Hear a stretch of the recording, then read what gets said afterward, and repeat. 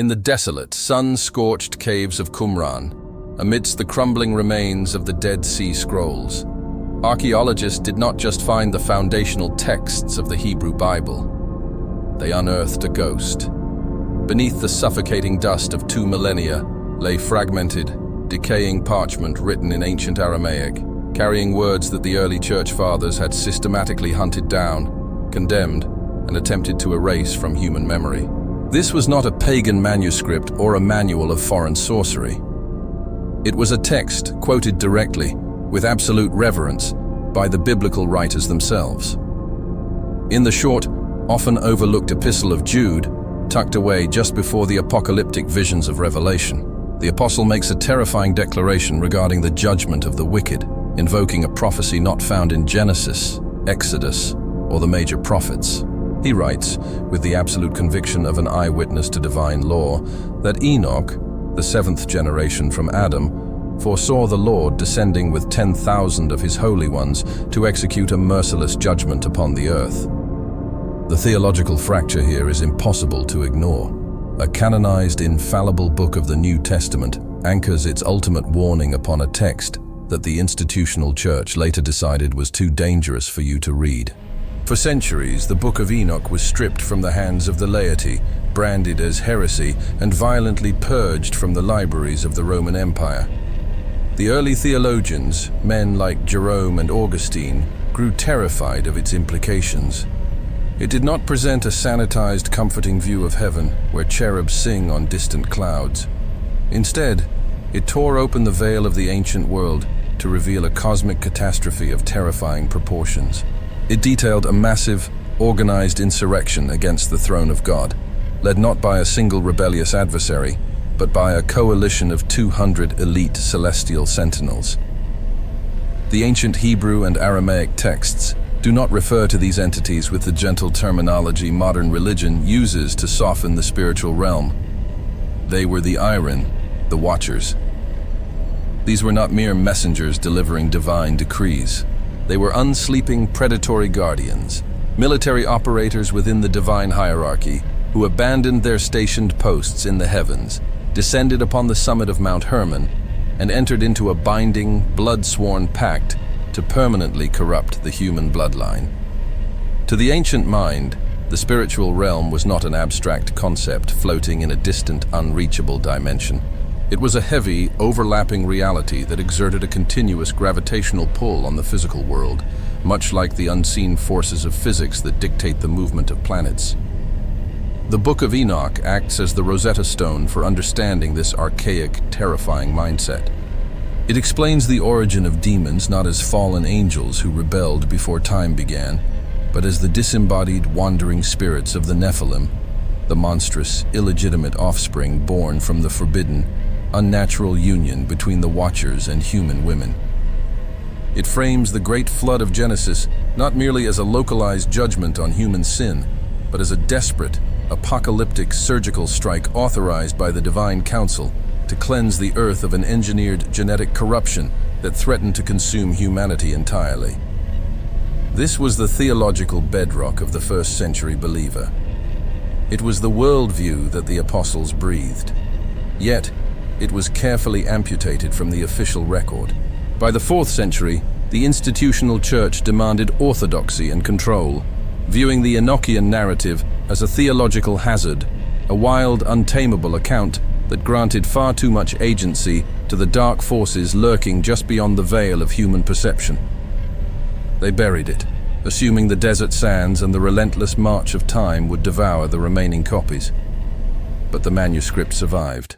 Secreted away in the isolated mountainous strongholds of the Ethiopian highlands, the entire text was preserved intact in the ancient Ge'ez language, functioning as a silent witness waiting for an age that could finally comprehend its horrors. We are now reopening this forbidden archive to examine the mechanics of a cosmic war that the modern world has desperately tried to forget. If you are prepared to leave behind the sanitized traditions of modern religion and seek the profound, hidden truths of the ancient world, subscribe and join us in this ongoing investigation. The descent into the forbidden records of the Watchers has only just begun, and the deeper we go, the more the comfortable illusions of history will begin to fracture. To understand the sheer magnitude of the suppression of the Enochian records, we must first tear down the comforting, sterilized illusions that modern religion has painstakingly constructed over the past 1500 years. If you walk into any great cathedral today, or open a classical Renaissance painting, or even listen to contemporary theological discourse, you are presented with an image of the spiritual realm that is fundamentally castrated.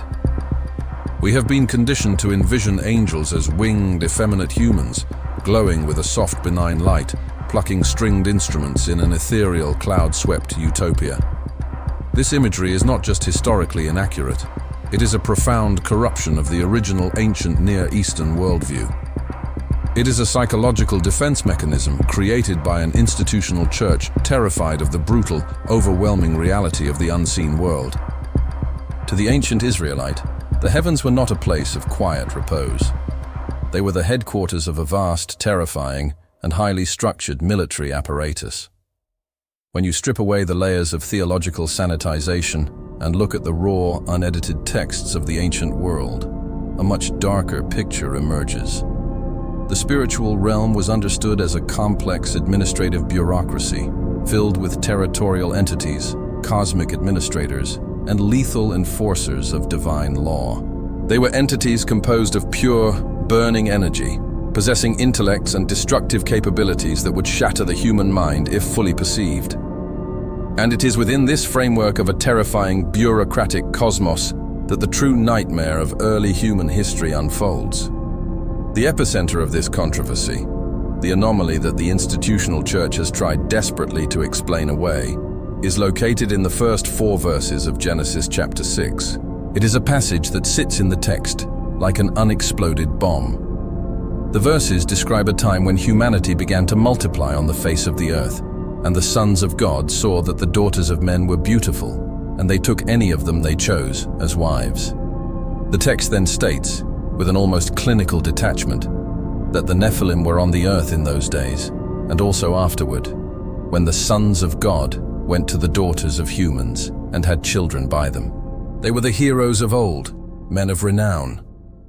For the first 3 centuries of the early Christian church, and for centuries of Jewish theology before that, there was absolute unanimous agreement on what this bizarre passage meant. It was understood exactly as the Book of Enoch describes it. It was the historical record of a catastrophic rebellion where a specific faction of divine entities abandoned their celestial habitation, materialized in the physical realm, and engineered a hybrid bloodline. This was the undisputed theology of the Second Temple period. It was the worldview of the apostles. It was the lens through which men like Peter and Jude understood the mechanics of cosmic evil. But as the church grew in political power and merged with the rationalistic, philosophical traditions of the Greco-Roman world, this literal, supernatural understanding became a profound embarrassment. Theologians of the 4th century, most notably Augustine of Hippo, could not stomach the idea that divine, immortal entities were capable of committing a sexual transgression with human women. It violated their neat, philosophical categories of what a spiritual being was supposed to be. It introduced a chaotic, unpredictable variable into their theology.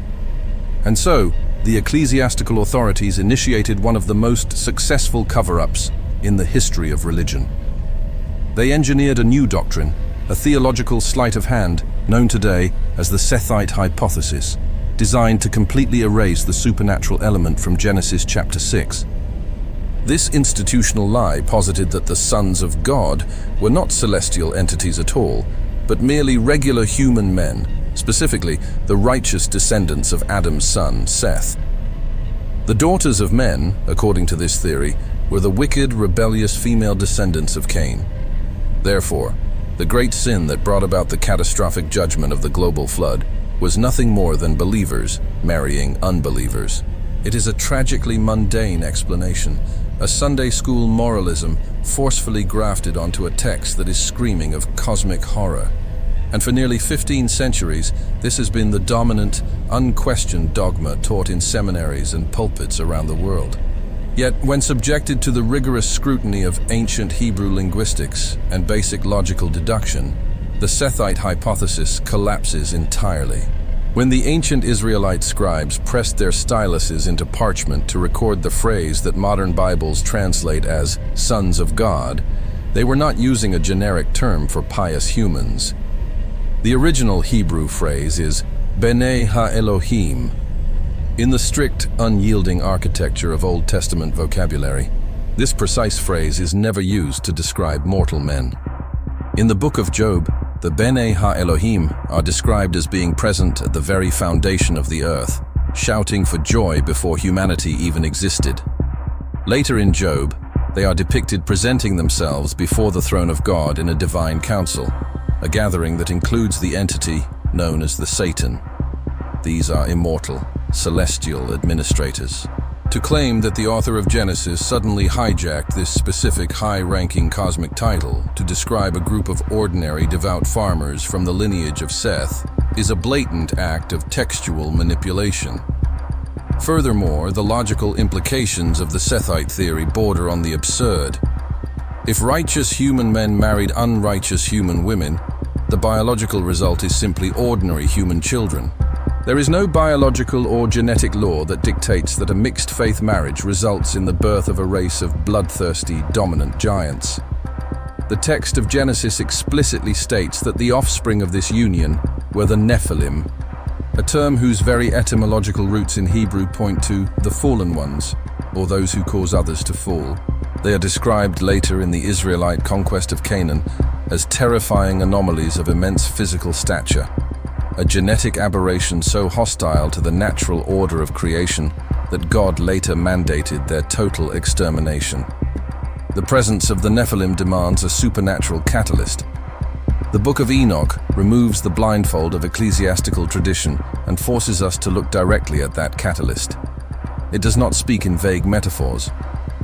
It acts as an unredacted military debriefing, identifying the exact geographical coordinates and the precise mechanics of this cosmic breach. According to the Enochian text, this catastrophic event did not happen in some mystical, inaccessible realm. It occurred in a very specific physical location on the earth, the summit of Mount Hermon. If you look at the topographical reality of the ancient Near East, Mount Hermon is not an arbitrary hill. It is a massive, snow-capped juggernaut, dominating the northern horizon of the biblical lands, standing at the very edge of the territory known in antiquity as Bashan. In the cognitive geography of the ancient world, Bashan was universally feared. It was literal ground zero for dark occultic activity.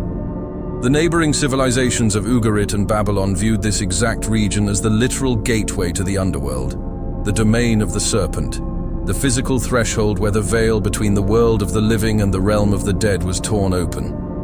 It was upon this very summit that 200 elite watchers, under the command of a high-ranking entity named Semjaza, descended. The Book of Enoch meticulously records that these entities did not stumble into this transgression by accident or sudden weakness. It was a premeditated, highly organized insurrection. They understood the terrifying gravity of abandoning their assigned domain. They knew the punishment for disrupting the borders of creation would be apocalyptic. Therefore, upon the peak of Hermon, they bound themselves together with a mutual oath, a dark pact of shared damnation. They swore an anathema, a curse of mutual destruction, ensuring that no single watcher could back out of the conspiracy, and that they would all share in the consequences of their rebellion. The very name of the mountain, Hermon, shares the same semantic root in Hebrew as the word harem, meaning a thing devoted entirely to destruction, a cursed sanctuary. But the transgression of the Watchers was not merely a biological defilement. The intermingling of celestial genetics with human biology was only the first phase of their insurrection. The Book of Enoch reveals that the Watchers initiated a systematic, unauthorized transfer of forbidden celestial technology and esoteric knowledge to a primitive human race. The ancient Israelites were not writing their texts in a cultural vacuum. They were acutely aware of the mythologies of the surrounding empires.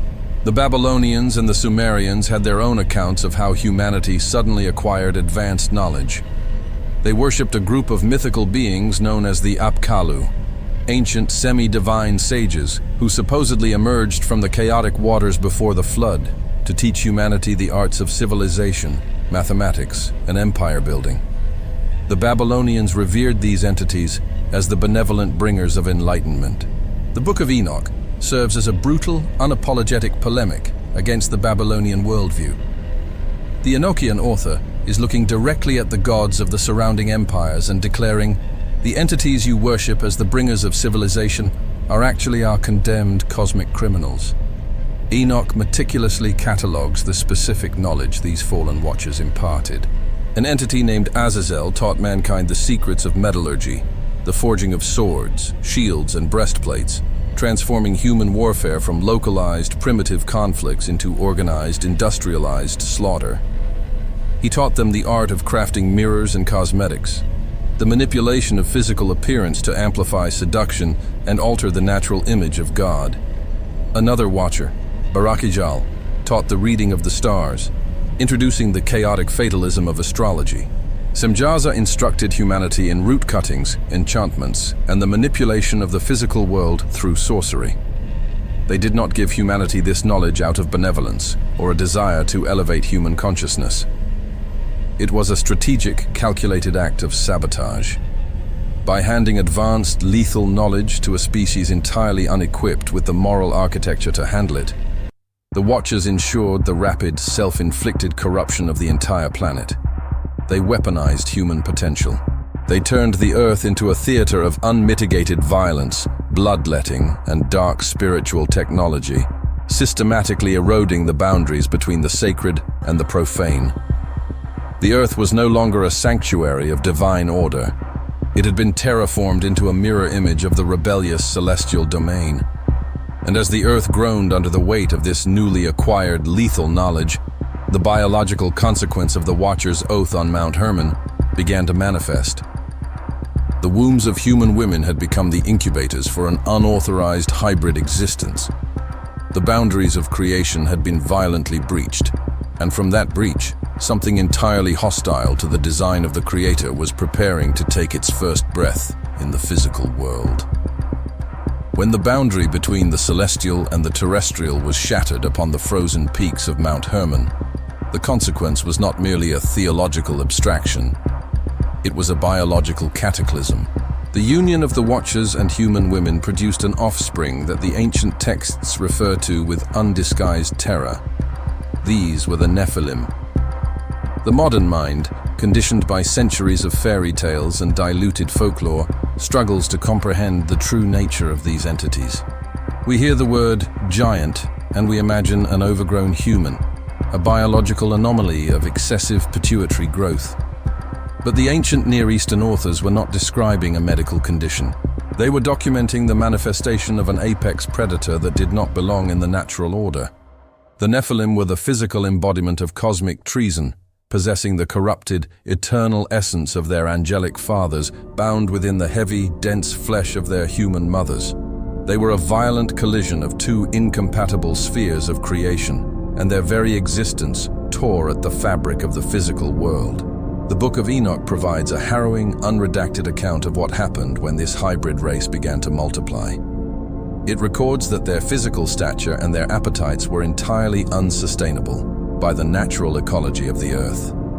Chapter 7 of the Enochian text describes an escalation of horror that mirrors the collapse of a localized ecosystem when an invasive, unstoppable species is introduced.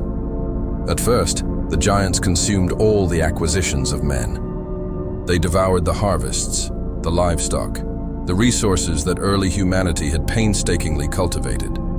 But an entity born of celestial fire and earthly dirt possesses an unending, unnatural hunger. When the humans could no longer sustain them, when the granaries were empty and the herds were decimated, the Nephilim did not stop. They turned their predatory gaze upon humanity itself. The text states with chilling simplicity that they began to sin against birds and beasts and reptiles and fish, and to devour one another's flesh and drink the blood. This was not simply violence. This was the desecration of the fundamental law of life established in the opening chapters of Genesis. The drinking of blood was the ultimate abomination in the ancient Hebrew worldview, for the life of the creature is in the blood. By consuming it, The Nephilim were attempting to absorb the very life force of creation, twisting the divine architecture into a nightmare of cannibalism and endless slaughter. The earth, which had been designed as a sanctuary of order and life, was rapidly transforming into a massive blood-soaked altar. The cries of slaughtered humanity, the text tells us, rose up to the gates of heaven. We do not have to rely solely on the parchment of Enoch to understand the geographical reality of this terror. The landscape of the ancient Levant still bears the deep physical scars of this era.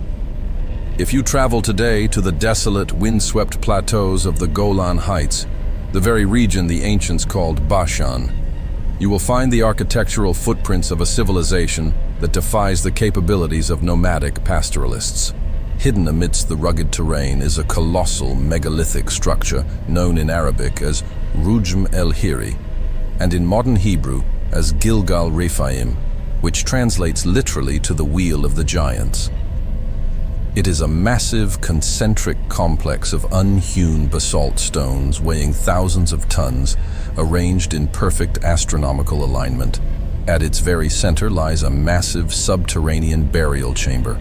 For decades, secular archaeologists have struggled to explain how primitive tribes could have mobilized and engineered such a staggering monument. But to the ancient Israelite mind, there was no mystery. This was the dark epicenter of the Rephaim, the terrifying descendants of the original Nephilim, the genetic remnants of the incursion at Mount Hermon. The biblical text corroborates this geographical terror with clinical precision. When the Israelites emerged from the wilderness to conquer the Promised Land, they were not merely fighting rival human kingdoms. They were executing a divine mandate to eradicate the final, lingering outposts of the Nephilim genetics. In the 3rd chapter of Deuteronomy, the historical record details the confrontation with King Og of Bashan. The text does not describe him as a normal monarch. It explicitly identifies him as the last remnant of the Rephaim. To ensure the reader grasps the sheer horrifying scale of this entity, the biblical author includes a terrifying logistical detail: the dimensions of King Og's bed. It was crafted of solid iron, measuring over 13 feet long and 6 feet wide. This is not a poetic exaggeration. Iron in the ancient world was a rare, incredibly difficult material to forge, reserved for the most elite weaponry, not for household furniture. An iron bedstead of that magnitude was a structural necessity to support the crushing, unnatural density of a hybrid entity that the earth was never meant to hold.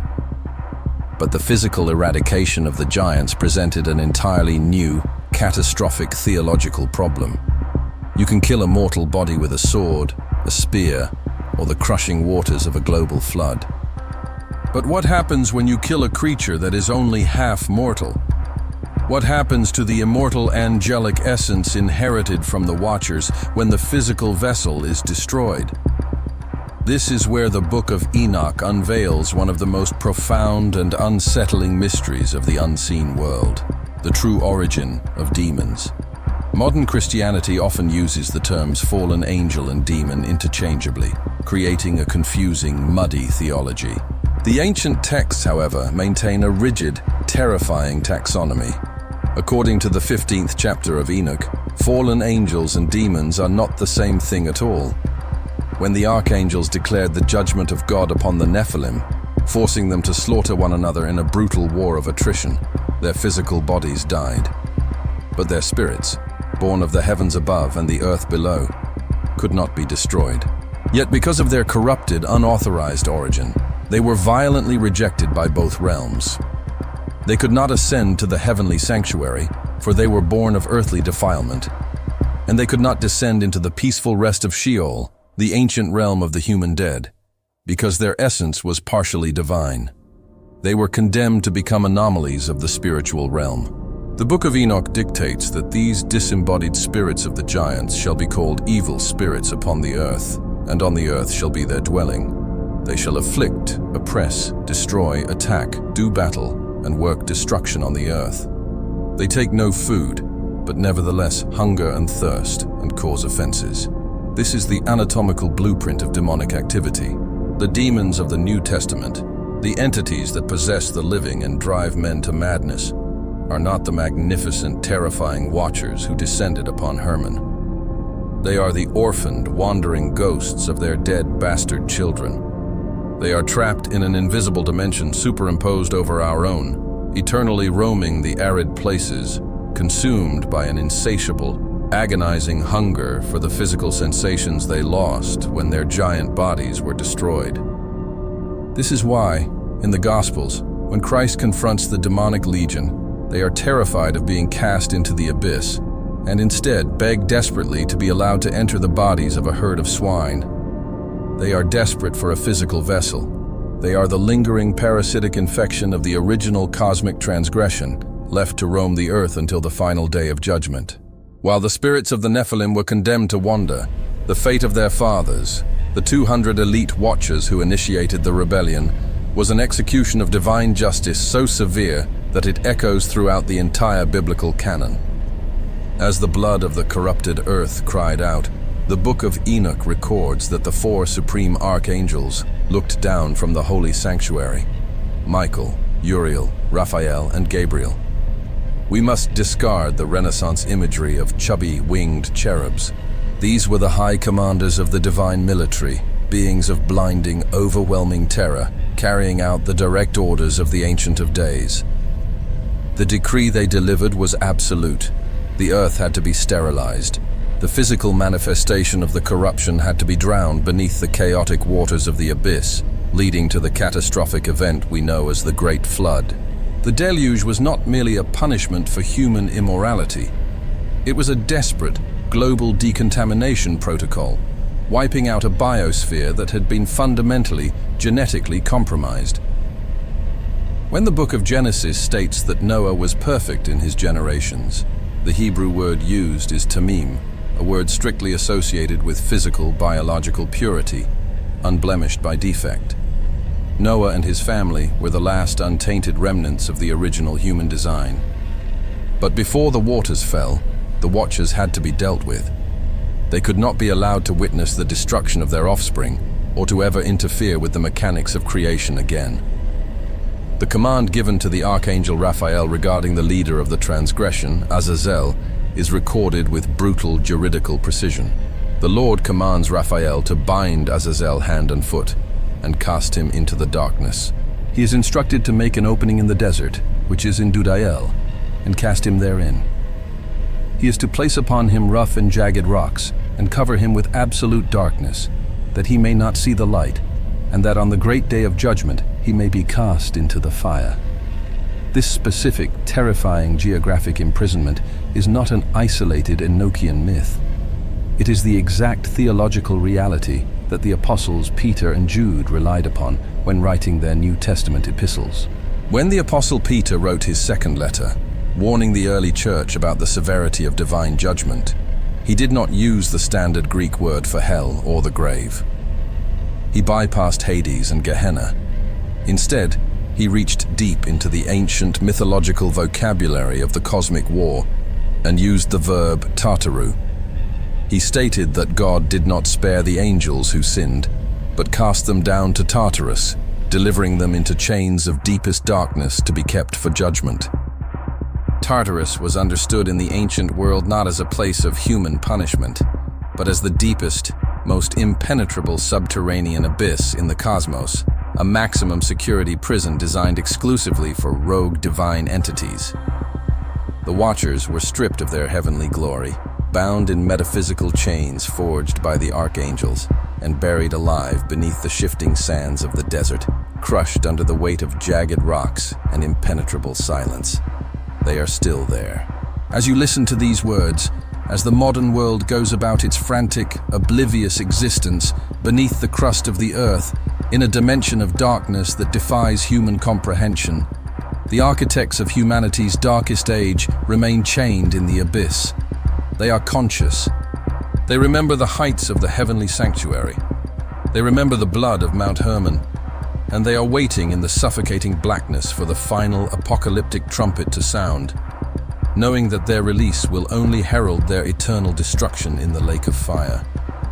Yet, while the architects abound, the esoteric knowledge they illegally transmitted to humanity was not entirely washed away by the floodwaters.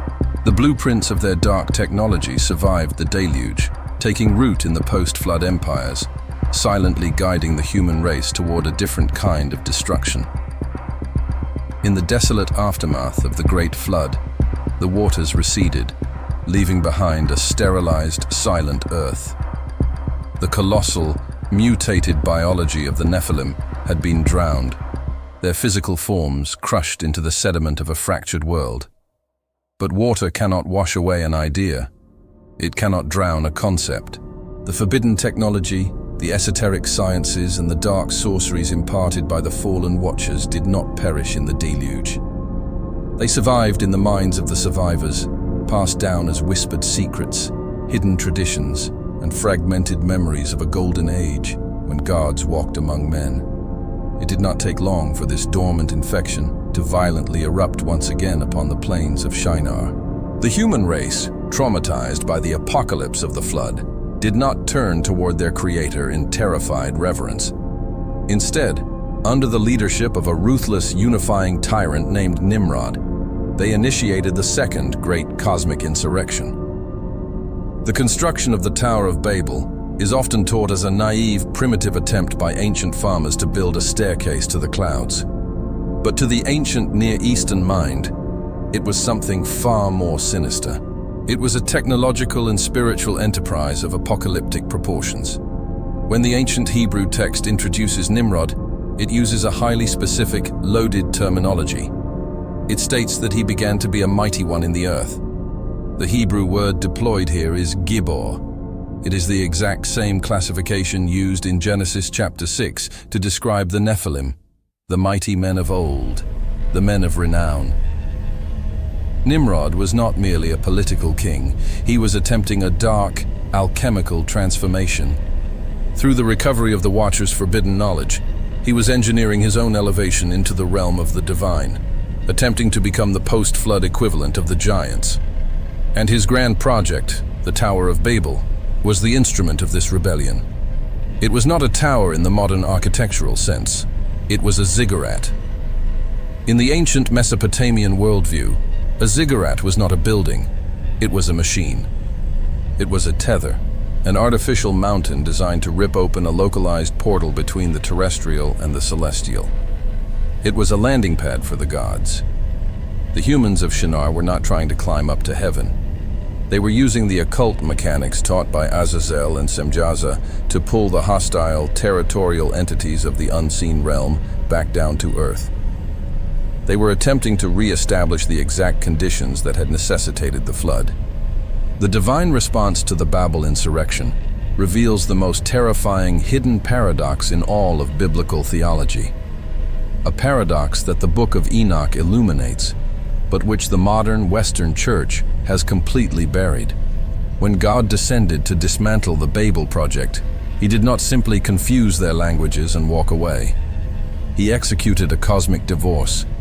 The catastrophic judgment of Babel is recorded in a passage that has been systematically ignored or mistranslated for centuries, the 32nd chapter of Deuteronomy.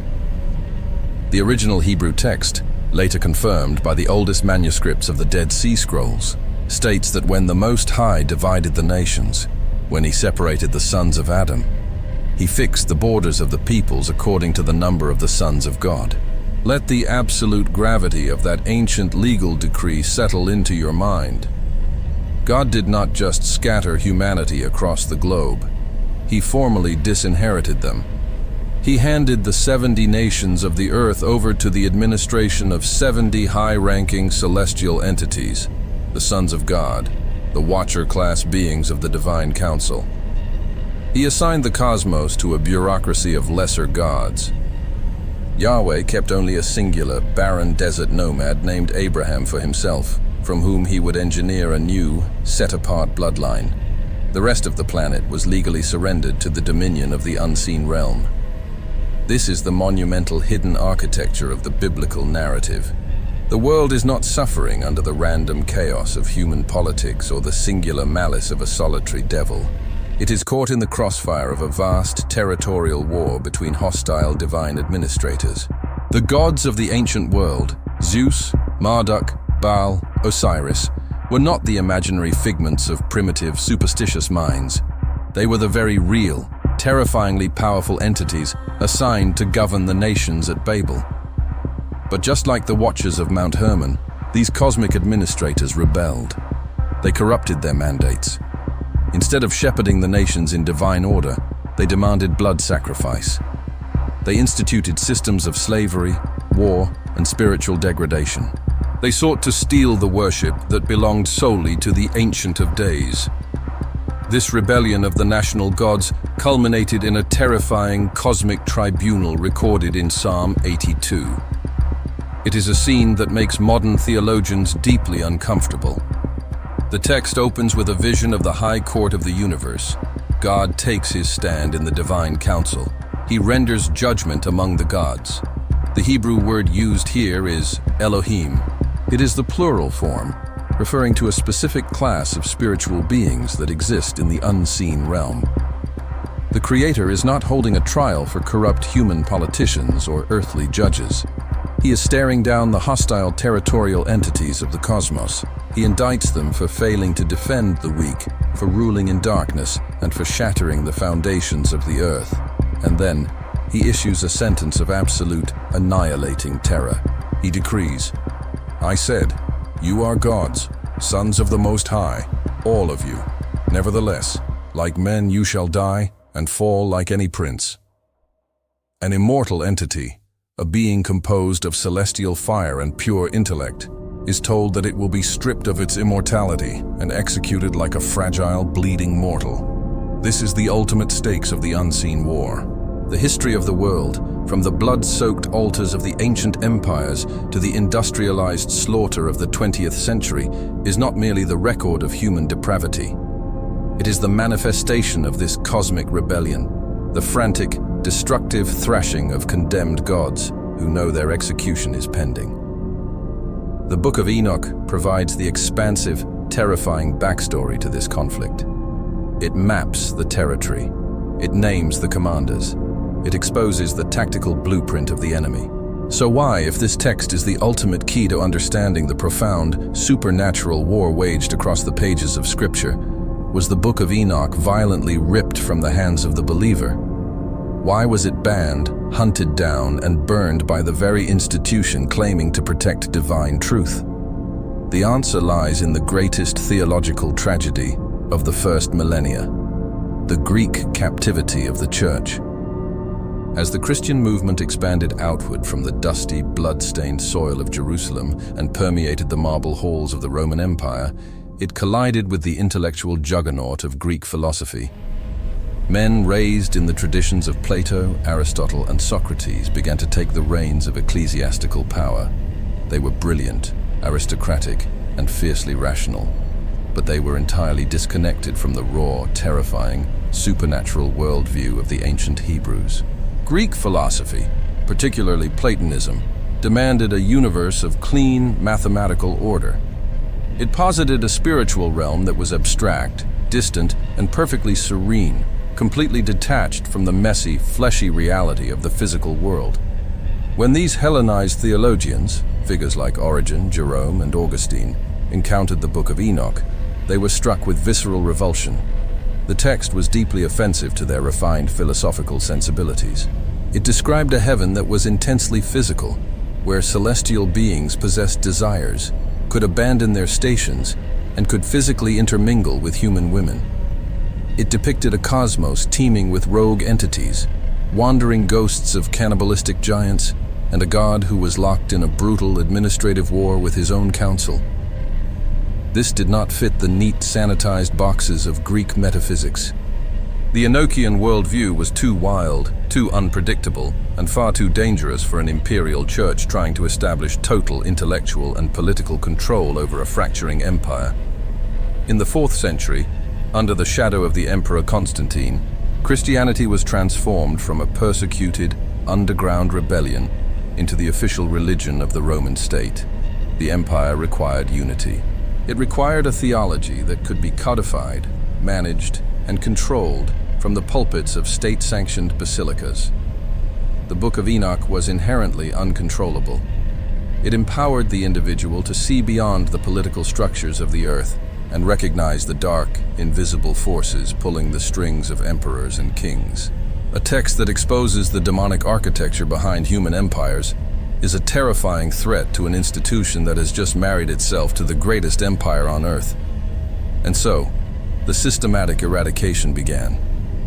The ecclesiastical councils met in the shadowy halls of Laodicea and Carthage. They drew up the boundaries of the official canon, meticulously fencing off the scriptures they could control and excommunicating the texts that threatened their philosophical order. The Book of Enoch was declared anathema. It was branded as absurd fiction, the raving hallucinations of heretics. The ancient Jewish fathers who had revered the text for centuries were retroactively dismissed as superstitious primitives. By the time the early church codified the disastrous theory that reduced the cosmic breach of Genesis 6 to a mere interfaith marriage among humans, the trap was fully sprung. The institutional church had successfully lobotomized its own theology. It severed its own optic nerve, blinding itself to the terrifying reality of the unseen realm. This is the profound, doctrinal paradox that has paralyzed the modern mind. We exist in a universe built for war, yet we have been trained to believe we are sitting in a pristine, empty cathedral. The suppression of the Book of Enoch was not just a historical accident. It was a tactical masterpiece by the unseen realm. The greatest vulnerability in any conflict is the inability to recognize the nature of the enemy, or worse, the refusal to believe the enemy even exists. By burying the ancient records of the Watchers, the Nephilim, and the territorial gods, the church effectively disarmed humanity.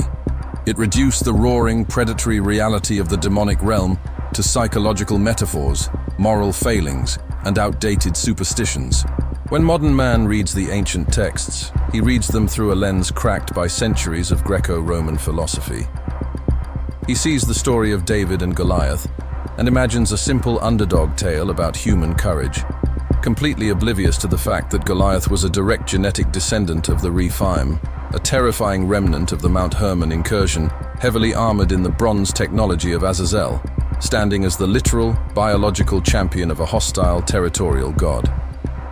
He reads the words of the Apostle Paul, who explicitly stated that our struggle is not against flesh and blood, but against the rulers, against the authorities, against the cosmic powers over this present darkness. Paul was not speaking in poetic hyperbole. He was using the precise technical vocabulary of the Enochian worldview. He was outlining the hierarchy of the condemned Watchers and the territorial entities of Babel. But the modern mind, stripped of the Enochian key, glides over these terrifying warnings, reducing them to vague platitudes about overcoming negative thoughts. We have built a theology of comfort in a war zone. We preach a sanitized, therapeutic religion that promises emotional well-being and personal success, while completely ignoring the monstrous ancient intelligence that operates just outside the narrow frequency of human vision. But the suppression of truth does not alter reality. The spiritual laws established at the foundation of the earth do not cease to function simply because a council of Roman bishops decided to ignore them. The ancient entities did not abandon their campaigns because we stopped believing in them. They merely adjusted their tactics. They traded the physical dominance of the Bronze Age for the insidious, psychological infiltration of the modern era. The knowledge of the Watchers, the intoxicating, destructive sciences of war, manipulation, and the alteration of the natural order, has driven human history to the absolute brink of self-annihilation. We split the atom, unleashing the primordial fire of creation to build weapons that mirror the apocalyptic destruction of the flood. We map the human genome, actively seeking to edit and alter the biological boundaries established by the Creator, inadvertently echoing the catastrophic genetic tampering of Genesis 6. The modern world is utterly saturated in the exact same forbidden technologies that provoke the wrath of the archangels, yet we applaud ourselves for our brilliant progress.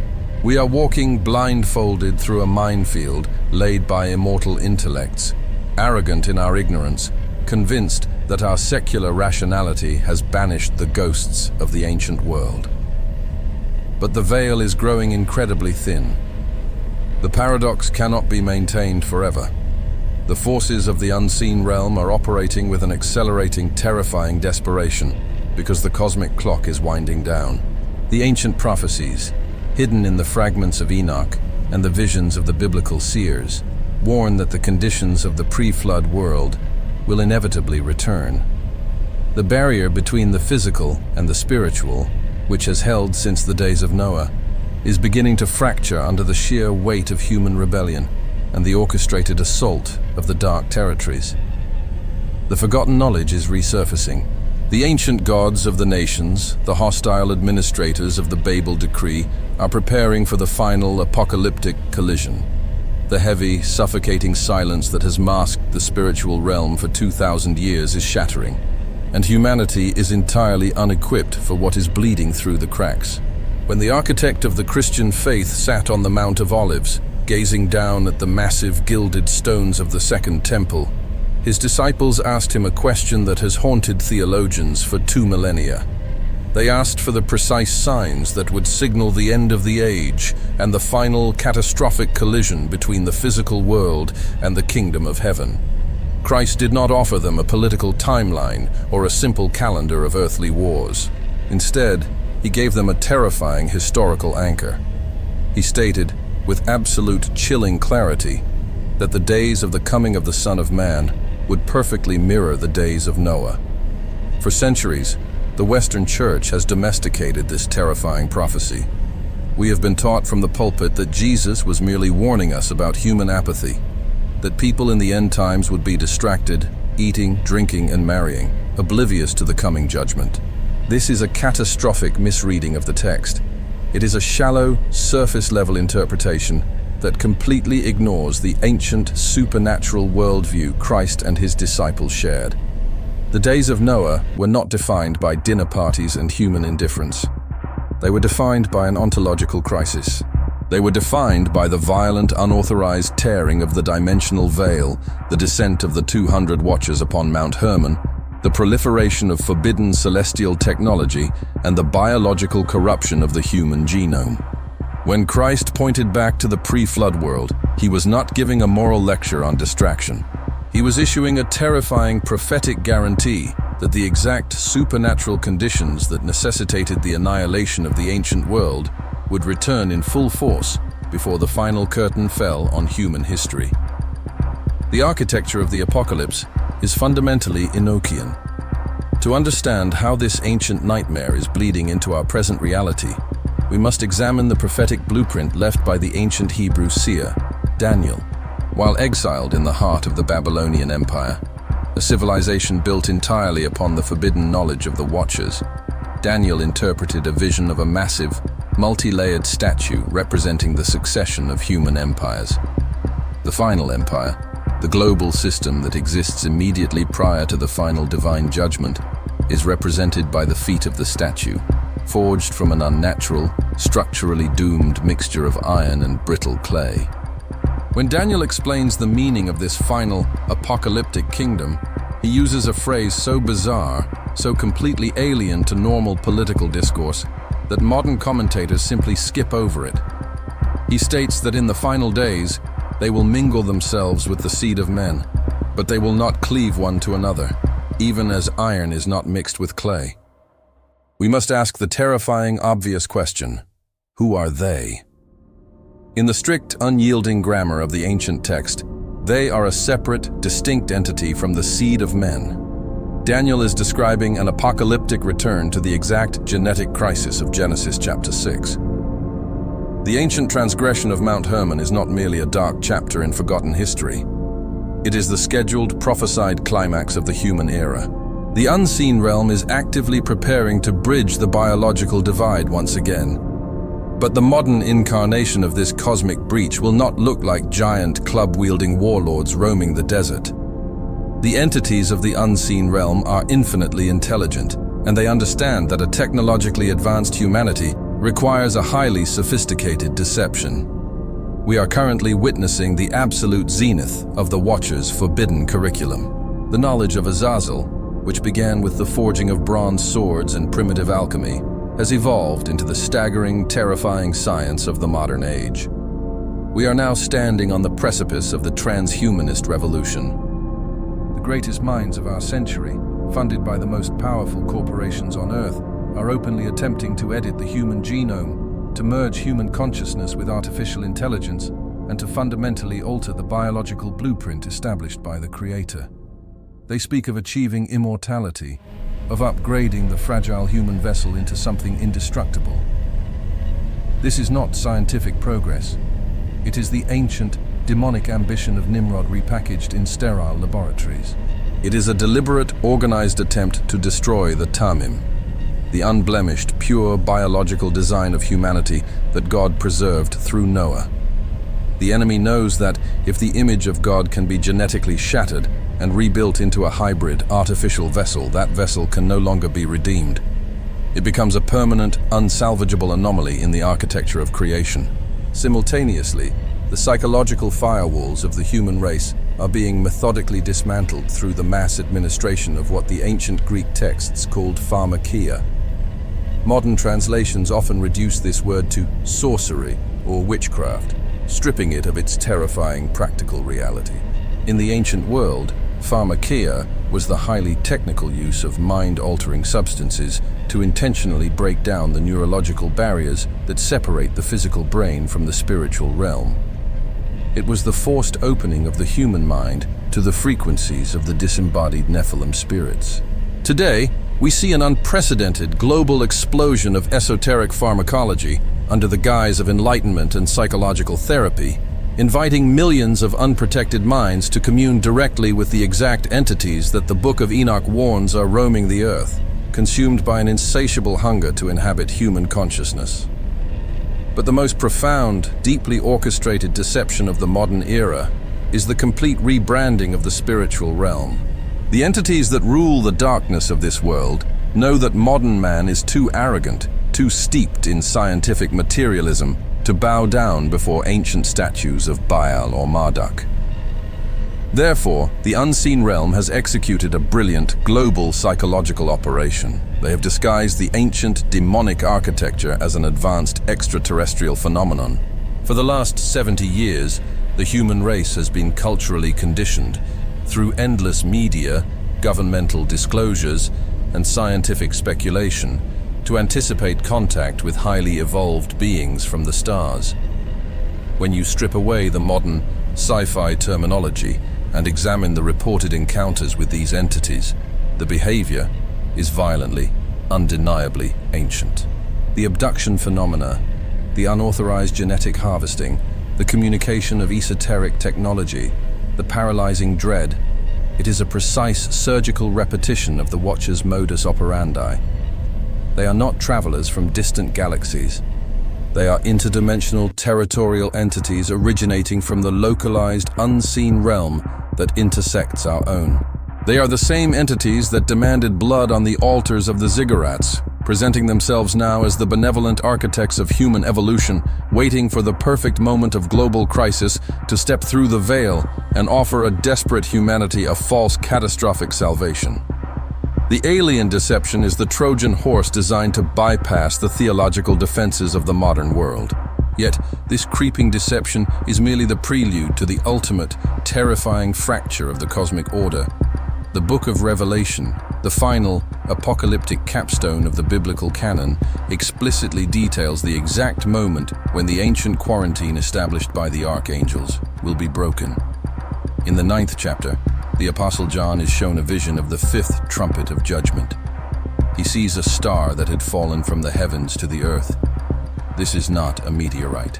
In the prophetic vocabulary of the ancient Hebrews, stars are the explicit, symbolic designation for angelic entities.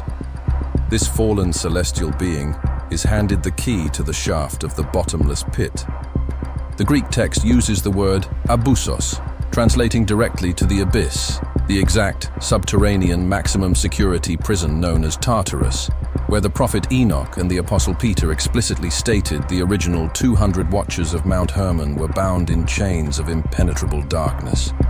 John writes that when this entity opens the shaft of the abyss, smoke rises from it like the smoke of a massive furnace, darkening the sun and the very atmosphere of the earth. Out of this suffocating darkness, an invasion force is unleashed. The text describes them symbolically as locusts, but these are not biological insects. They are spiritual weapons of mass destruction, heavily armored, possessing an agonizing, scorpion-like sting, commanded not to consume vegetation, but to explicitly target and torment humanity. John states that they are led by a sovereign king, the angel of the bottomless pit, whose name in Hebrew is Abaddon, and in Greek, Apollyon, the destroyer. The terrifying reality of Revelation chapter 9 is that it is not a metaphor. It is a scheduled, historical event. It is the official, divine unbinding of the ancient criminal element of the cosmos. For thousands of years, the earth has been protected from the true, undiluted horrors of the unseen realm by a metaphysical barrier, an act of divine mercy that keeps the architects of the pre-flood nightmare locked beneath our feet. But prophecy dictates that this grace period will end. The chains of Dudael will be shattered. The darkness that has been buried since the days of Noah will erupt back onto the surface of the earth, not to conquer, but to inflict a terrifying, agonizing vengeance upon a human race that has forgotten how to fear the Lord. The ancient gods, the disgraced sentinels of the divine council, and the architects of human corruption are preparing to reclaim their territory. We are currently living in the trembling silence right before the abyss is unlocked. The geopolitical chaos, the collapse of moral order, the frenzied rush toward technological singularity, these are merely the visible surface-level tremors of a massive subterranean prison door straining against its hinges. The world is being perfectly, systematically prepared to welcome the return of the Ancient Ones, believing they will bring peace and enlightenment, completely blind to the fact that they are opening the gates for the architects of their own annihilation. We have constructed a world of glass and steel, insulated by artificial light and the hum of endless digital networks, convincing ourselves that we have finally conquered the unknown. We look at the night sky not with the trembling reverence of the ancients, but with the cold, arrogant calculation of a species that believes it is the ultimate master of its own destiny. We treat the supernatural as a relic of a primitive past, a psychological crutch designed for underdeveloped minds that lacked the mathematics to explain the mechanics of the universe. But this modern sanctuary is a delusion. It is a fragile, paper-thin membrane stretched tightly over a raging, unseen ocean of cosmic hostility. We are standing on the exact physical battlefield where immortal entities once swore an oath of mutual destruction. Yet we possess the breathtaking audacity to believe the war has ended simply because we have chosen to close our eyes. The concrete of our sprawling cities does not protect us from the spiritual architecture that governs the cosmos. It merely blinds us to the towering, invisible machinery operating relentlessly just outside our peripheral vision. The greatest casualty of this modern blindness is not merely our ignorance of the demonic. It is the complete, catastrophic loss of the fear of the Lord. The contemporary religious mind has painstakingly whittled the Creator down into a manageable, therapeutic concept, a benevolent, grandfatherly figure whose primary function is to validate our emotional well-being and orchestrate our personal success. This is a manufactured idol, a comforting fiction designed to soothe the anxieties of a pampered generation. It is a profound insult to the terrifying, unapproachable majesty described by the prophets who actually stood in the presence of the divine court. When the prophet Isaiah was granted a fleeting, microscopic glimpse into the throne room of the heavens, he did not find a sanctuary of peace and gentle affirmation. He found an environment of overwhelming, lethal holiness. He saw the seraphim, entities of pure, burning combustion, terrifying in their six-winged architecture, covering their faces, completely unable to look upon the raw, unfiltered radiation of the Creator's glory. The massive stone foundations of the heavenly temple violently shook at the mere sound of their voices, and Isaiah, a righteous man by all human standards, immediately pronounced a death sentence upon himself.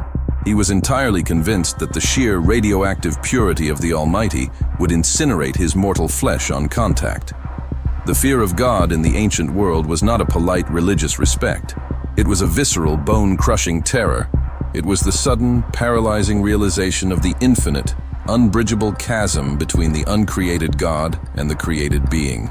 It was the understanding that the entity who spoke the swirling galaxies into existence, who drowned a corrupted planet beneath millions of tons of water without hesitation, and who sustains the atomic structure of the universe by the mere exertion of his will, is not a force that can be bargained with, manipulated, or domesticated. He is a consuming fire. To step into the spiritual realm without this foundational, trembling dread is to walk entirely unarmed into a theater of war against ancient, predatory intellects that have been observing human weakness since the dawn of time. We have fundamentally mistaken God's patience for his absence, and his current silence for his apathy.